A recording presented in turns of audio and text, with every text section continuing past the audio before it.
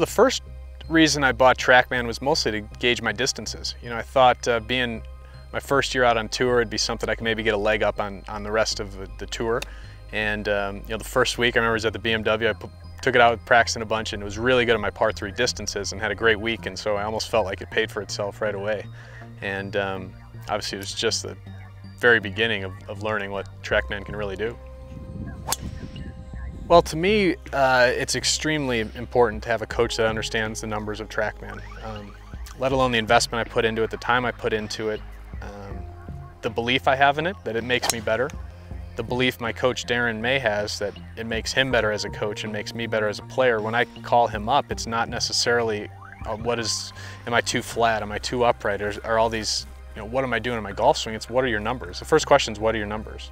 And once we establish what those are and where we want to get them to, then we combat the numbers with, maybe it's something in the gym.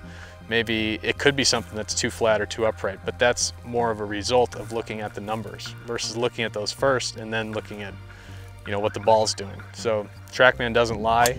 It gives you an exact, representation of what the club is doing through impact on every single golf shot. So there's no opinions needed. It's fact, and it's how you read it properly, and then you get with someone who knows how to interpret that data, and then you improve from there.